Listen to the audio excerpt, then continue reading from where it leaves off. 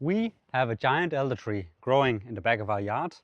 For a few weeks in June, there's white flowers in this tree, and we use them for Elderflower Cordial. As you can see here, they're actually beginning to turn brown already. So it's about time that we get these plucked and make some cordial. We just need to pluck about 20 heads. The Jamie Oliver recipe calls for 15 heads, but we pluck 20 because we like it a bit more strong in flavor.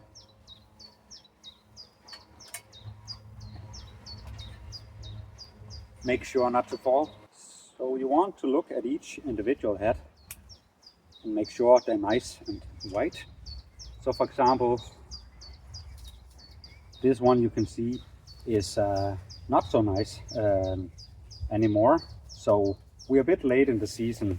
The ones we keep, they'll turn into elderberries that we can use later on for elderberry juice. There we go. Now we've got quite a few elderflowers here ready to make some cordial. Let's get into the kitchen. Here we are back in the kitchen. We just got our elderflowers.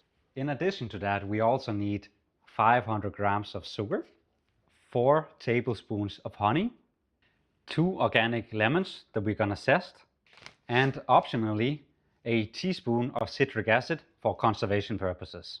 We are loosely following a Jamie Oliver recipe, link in the description below. First things first, we need to clean off our flowers. Simply, you just take up one at a time, examine it for any sort of bugs. You put it in ice cold water or just cold water. Dip it for a few seconds, not too long, and you put it in your bowl. This is to, get rid of any sort of dust or bugs or anything that lives there, such that you have nice, clean flowers. And it's cold water such that you don't lose any flavor.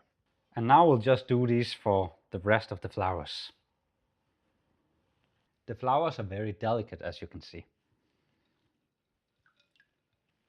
So you don't want to mess with them too much.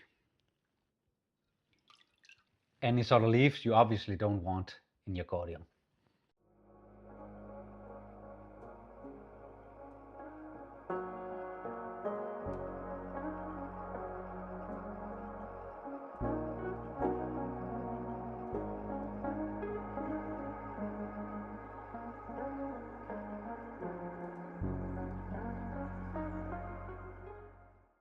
Next up is dissolving the sugar and the honey with water. So we have 1 liter of water here.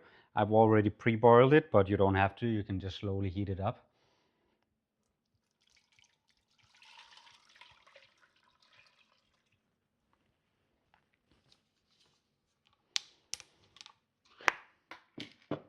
You want your 4 tablespoons of honey. What we're using here is nice raw honey. You can also use some sort of more liquid honey. But we find actually with this little trick with the honey, you do get a way more nice and round flavor than if you just use sugar. And you want to add your 500 grams of sugar as well.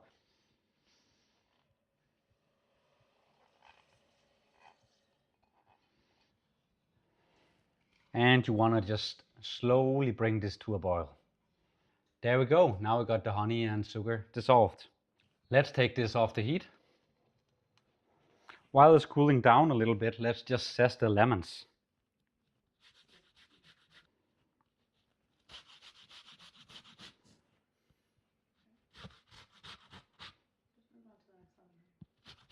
Let's get the excess zest off as well.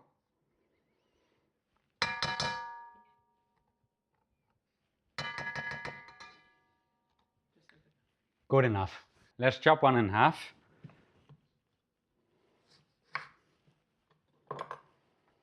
And squeeze in the juice.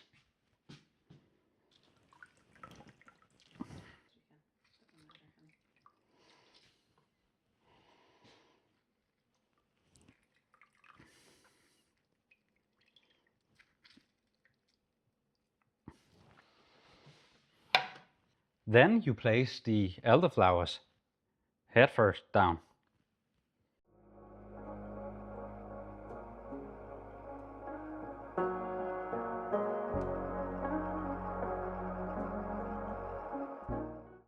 For the other lemon, let's slice it up and put it on top.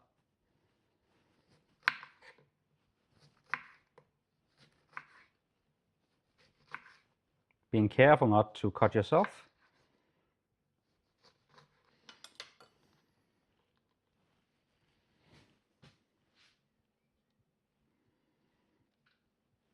The optional step is to add 1 teaspoon of citric acid.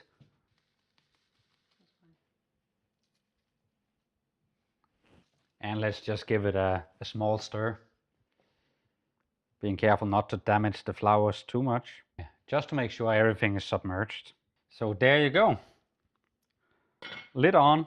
Now you need to wait for 24 hours. This is the hardest part of the recipe, but this is where the actual flavor comes out from the flowers. So you just have to be patient and wait.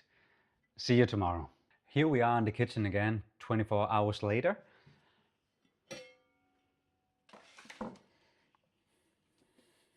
Where we've had our cordial sitting.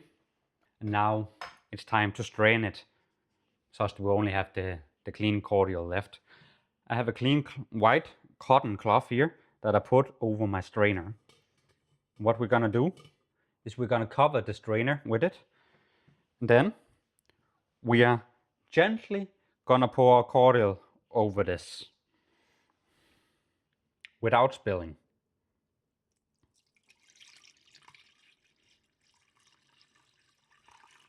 Now this part you can't rush.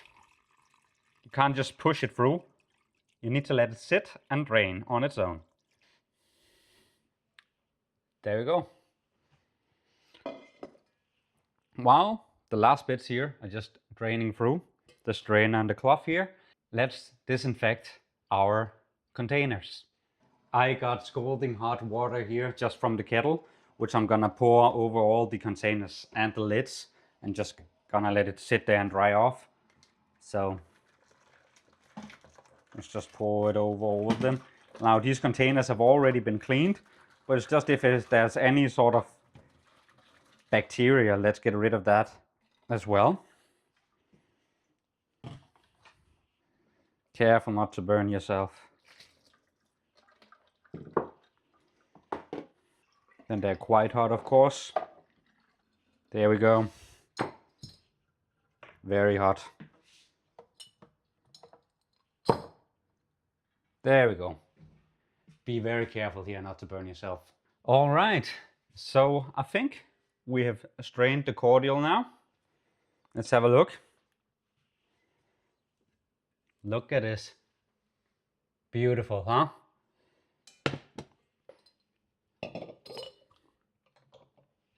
We're just gonna fill up these containers one at a time. We like to take a bottle up so that we can have some cordial to enjoy right away.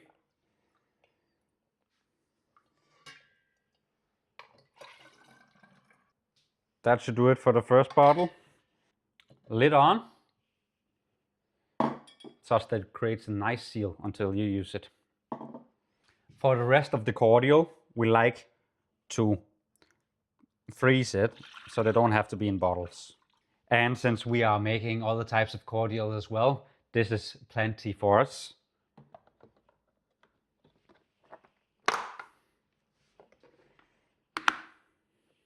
Lid on this and put it in the freezer. And then we also have some extra cordial for when we make our gooseberry jam. All right, let's see how it tastes. I just filled up a glass of water with some ice cubes and ice cold water. And I'm gonna add a bit of the cordial to it.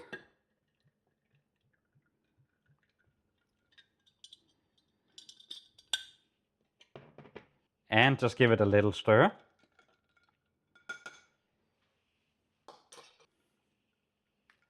Look at this.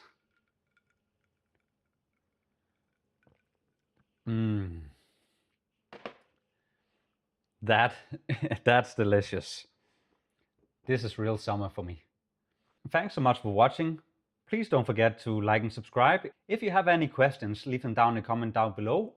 Or let me know if you have any suggestions of how we could change this up on how we make our cordial. I would gladly hear it. I'm reading all the comments. Thank you. Until next time. Bye.